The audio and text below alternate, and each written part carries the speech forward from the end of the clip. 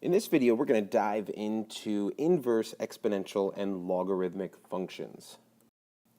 So in exponential functions now, x is no longer in the realm of polynomials being acted upon using arithmetic, and it's not going to be an irrational function. Now the x is in the exponent, which gives us this function that we call an exponential, and we get what we call exponential growth, very quickly growing functions and that with an increasing slope.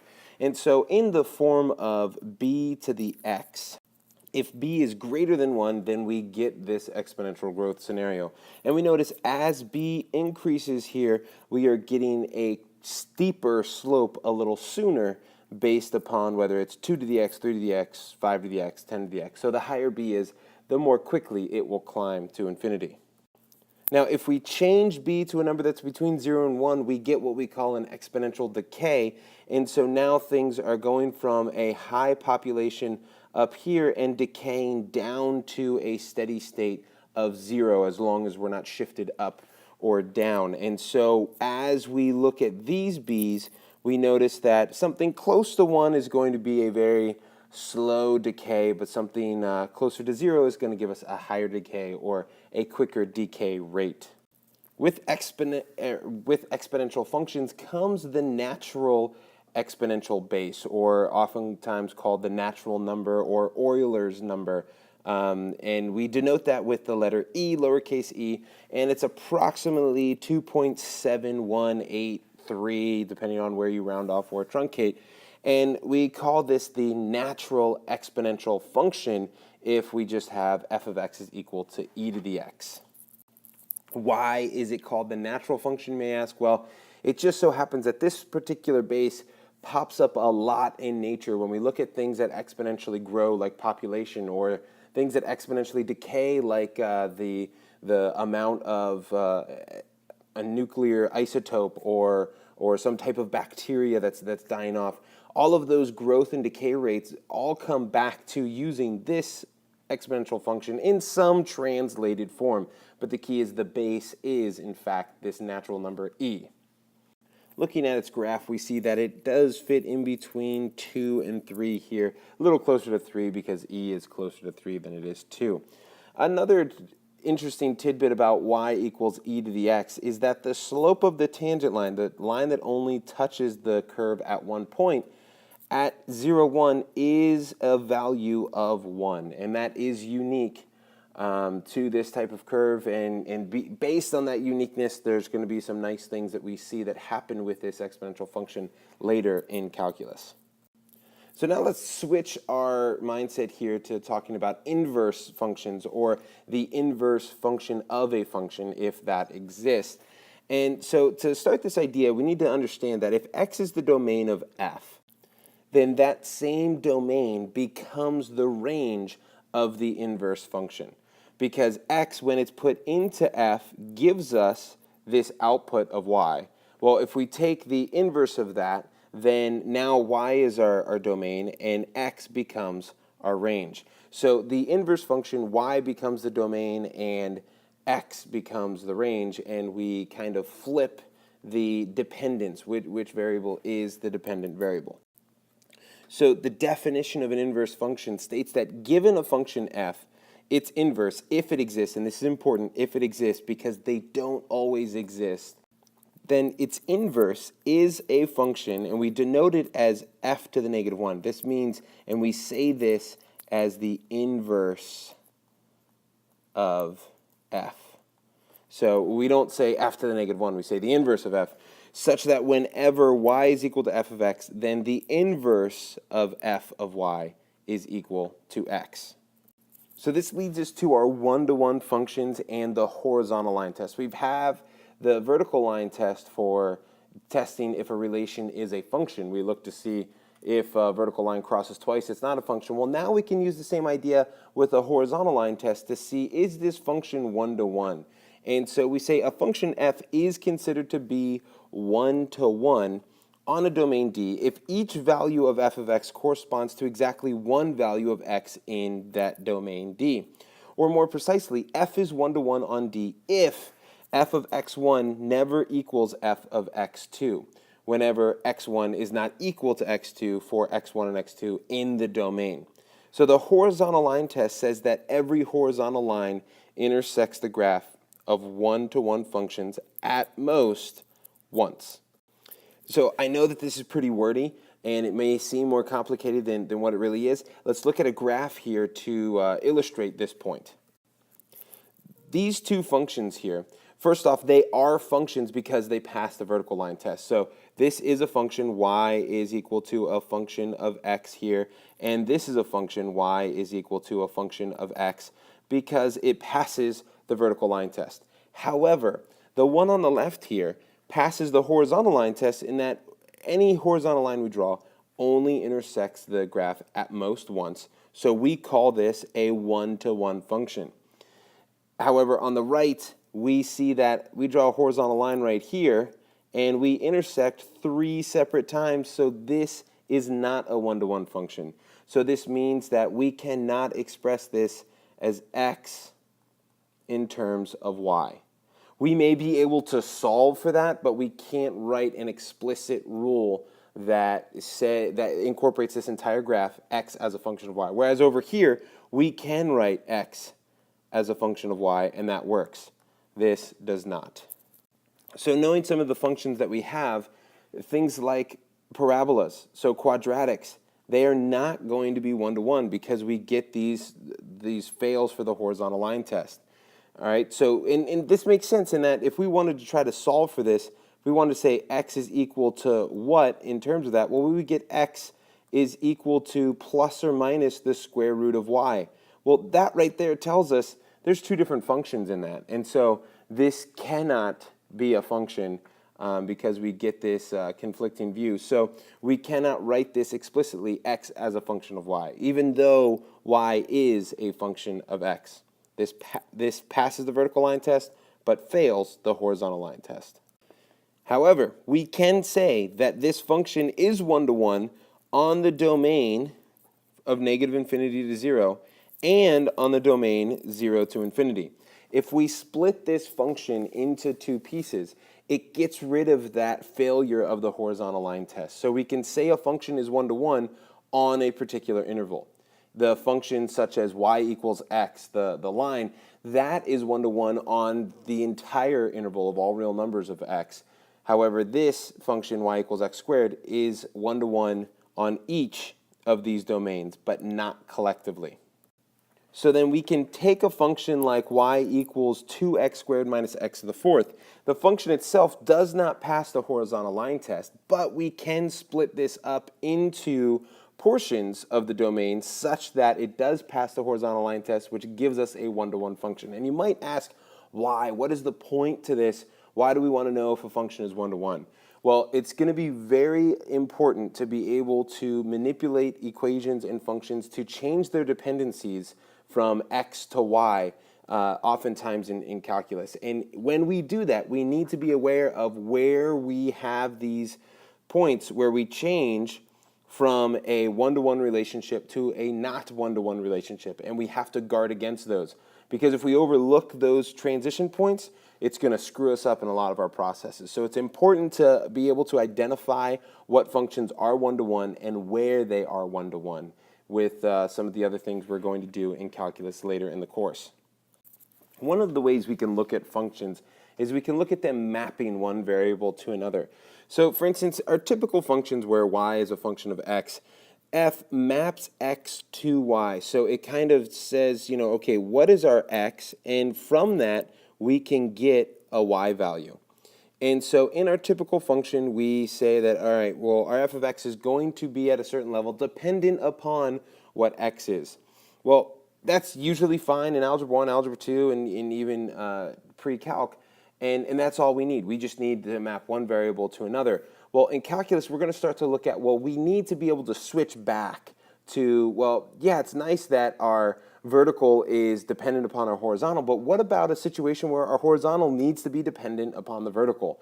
And so in that, we need to be able to switch curves and switch functions to this other dependence where the horizontal is dependent upon the vertical. And that's where these inverse functions come into play.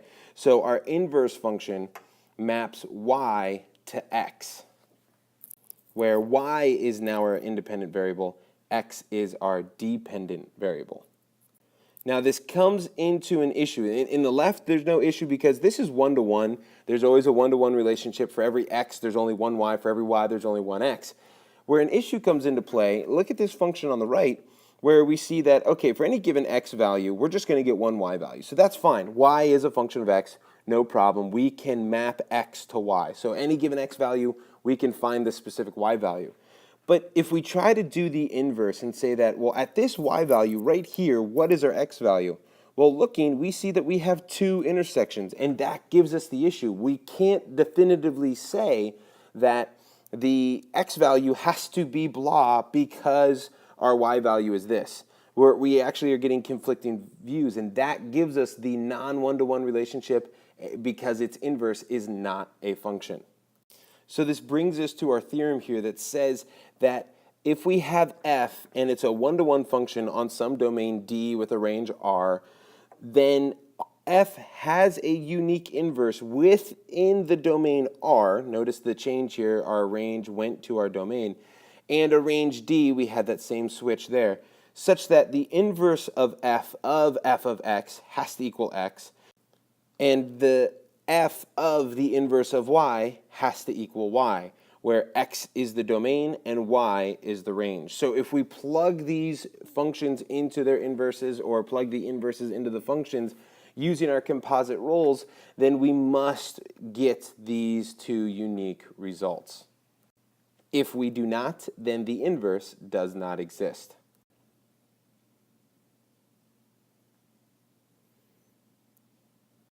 Let's do a quick example with this using our algebraic techniques that we used back in Algebra 2 and trig to find inverses. So let's say we have some function f of x is equal to 2x plus 6.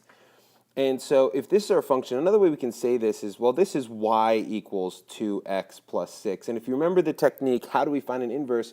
Well, to find an inverse, we just need to switch the x and y and solve for y. So we can say that x is equal to 2y plus 6, solve for y, and we get y is equal to 1/2 x minus 6. And if you want to distribute and simplify, that's fine. Or if you just want to write it as x minus 6 all over 2, that works as well. So we have this function. This is our inverse right here. This is our inverse of f, whereas this is our function f. And so we can test this out if we look at, all right, well, if our function is f of x is equal to 2x plus 6, and our inverse function of x is equal to this x minus 6 over 2, we can do what we saw on the last slide and actually test out and see, well, what is the inverse of f of x? And so we plug in our function here into the inverse function. So that gives us a 2x plus 6 minus 6 over 2. And all of that is over 2. So do a little of algebra. We have 6 minus 6. That goes away. 2x over 2 gives us x. And so that checks out. And this is, in fact, the inverse. The inverse does exist. We're all good to go. However, if we were to look at the function y equals x squared minus 1, the algebra here is going to be very similar in that, okay, well, we're going to say that x is equal to y squared minus 1. And when we go to solve, we get, all right, y squared is equal to x plus 1. And here's where the issue comes into play. We get the square root of x plus 1. But remember, we have a plus or minus. And that duality screws us up. That makes it so this is no longer a function. This is not a function on the interval of negative infinity to infinity. All right? It's not a function on that whole interval. However, we could say that, well, let's break this up. Let's say from negative infinity to 0, we do have a function, and from 0 to infinity, we do have a function, or at least we have that one-to-one function. So we can say that the inverse of f over here is going to be the negative root. So that's going to equal the negative x plus 1.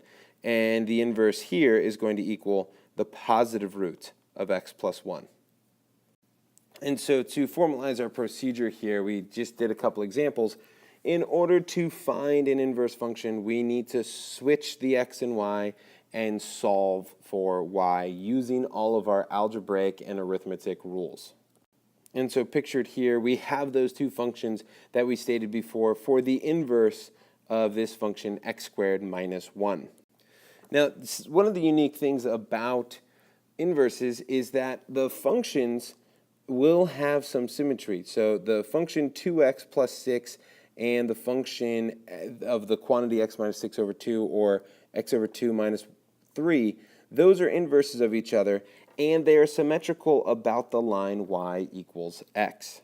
And this will work for any inverse function. So if we have a function f of x equal to the square root of x minus 1, its inverse is x squared plus 1, and those two functions are in fact symmetrical about the line y equals x. Now notice the restrictions on the domain here. We do have restrictions on the domain based upon the square root, and those restrictions are going to carry over.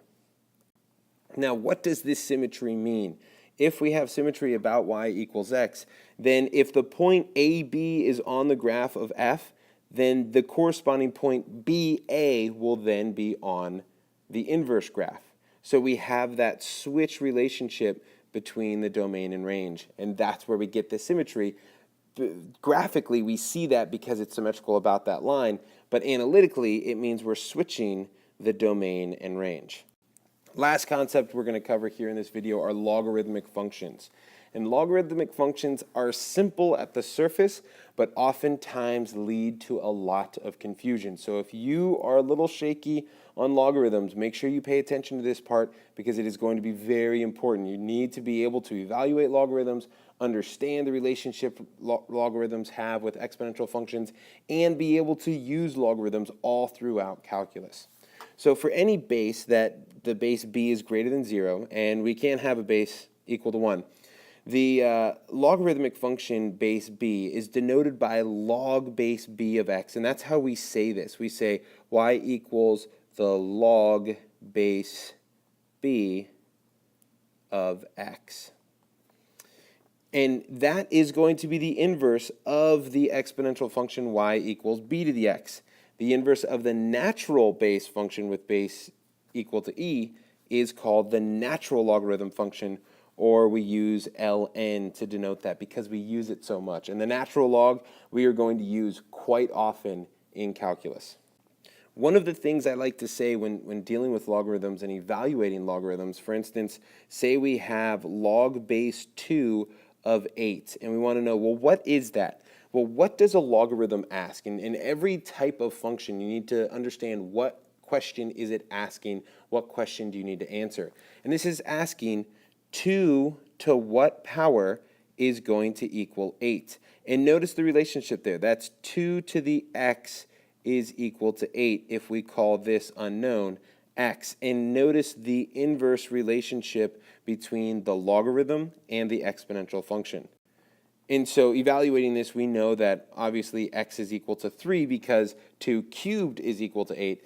But the key here is the concept of what is a logarithm asking. So when we say the natural log of 2, well, that's asking e to what power gives us 2, and we know that that is an irrational number. It's not a nice integer that we can pop into the exponent of e to get the whole number 2.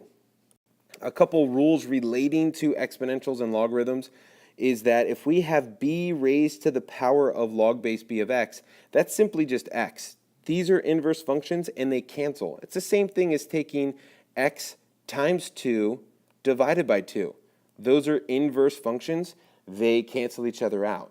And so we just get x. So if we're taking log base b of x and then exponentiating it with a base of b, then we're just undoing everything we're doing to x and we're left with the result of x. Now, the key here, this is only for positive values because we can't take the logarithm of a negative value. Why can't we take the logarithm of a negative value? Well, because the exponent, any base, it doesn't matter, it doesn't have to be e, so b to the x is always going to be greater than 0.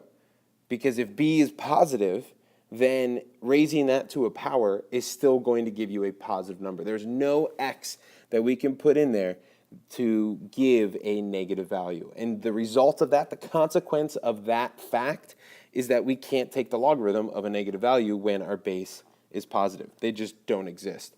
So that restricts our domain a little bit for this property. However, the opposite property of the log base b of b to the x, then that's just going to give us x for all real values of x. If we were to look at the graphs of y equals b to the x and y equals log base b of x, we see that they are in fact symmetrical about the x-axis. We get that one-to-one relationship of a comma b is equal to b comma a, or I shouldn't say equals, it corresponds with b comma a on the inverse function. So we see that these two functions are in fact inverses of each other. You should have a general idea of what a logarithmic graph looks like, where its asymptotes, how does it climb, what's its end behavior. Like we said before, the domain is restricted. It's a no-fly zone to the left of the y-axis unless we're shifting left and right. But any log base whatever of x is going to have this asymptotic behavior at x equal to 0, the vertical line. And what does it do as we go to infinity here? Well, it may seem like it levels off, but in fact, it does climb to an infinite value. It just climbs very slowly. In fact, logarithms are the slowest function to climb to infinity. One of the things we can do with logarithms and play with logarithms is we can have a change of base, in that b to the x is going to equal e to the x natural log of b. And oftentimes that is beneficial, and in fact it's very beneficial when we get into some differentiation rules and rate of change rules of functions in calculus, because e to the x, the exponential, the natural exponential function, is very unique, and we like to get everything in terms of e to the x. So any other exponential function like b to the x, we're going to then rewrite. This first statement here is the more useful one. The second one is just a more general statement that says the exact same thing. It's just the general case that can work in any situation, any base b and any base c. We're going to use this first one a lot more often.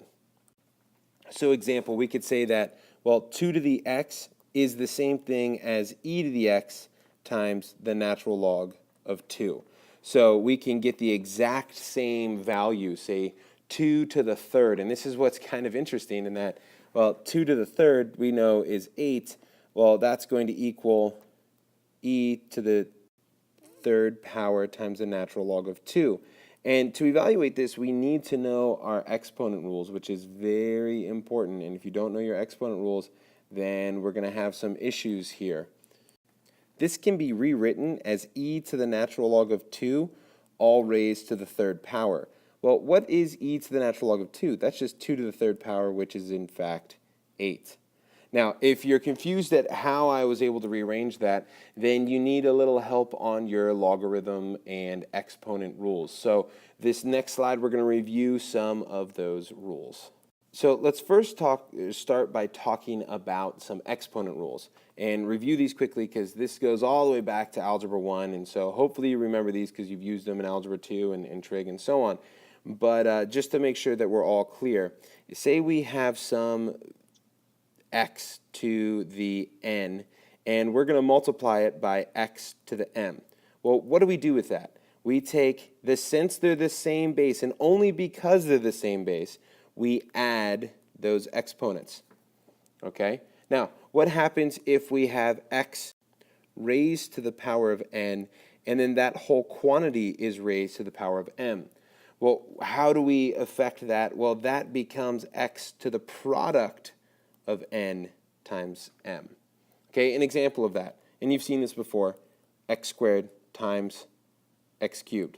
What is that? That's x to the fifth. Okay, well, what if we have x squared, but then we're going to cube that? Well, that's x to the sixth. We multiply the exponents. Okay, pretty simple rules. We add, if we're adding these exponents, x to the n plus x to the m. What is that? Well, it's just x to the n plus x to the m. We cannot simplify. They are not like terms. Okay, we don't want to make an algebraic faux pas here and adding, saying that, oh, x squared plus x cubed, that's x to the fifth. No, that's not good. Don't do that. Okay? So our logarithm rules come from these same facts, and it's just kind of looking at things in reverse or inverse. So let's say we have the log of x plus the log of y. What does that mean, or how can we rearrange that? We can condense that to say that that is the log of x times y. We can multiply those two together. So for example, the log of 2 plus the log of 4 is equal to the log of 8. Something similarly happens in that we have the log of x minus the log of y. Well, that's equal to the log of x divided by y. We have the quotient. So we can condense those two logarithms into one. All right, now what if we have the log of x and we're going to multiply that by 2? All right, or we can multiply by 3, any coefficient. You can make that arbitrary and say it's a, it doesn't matter. That's going to, so here, let's cross that out. Let's actually make it arbitrary and just say it's n out front. That's going to equal the log of x to the n. All right, and that's inside our logarithm. Okay, so these rules, you need to be familiar and comfortable with these rules in order to evaluate logarithms and move things around. And more importantly than just the evaluating of logarithms, we're going to have to manipulate functions using exponentials and logarithms, and so these rules will come into play.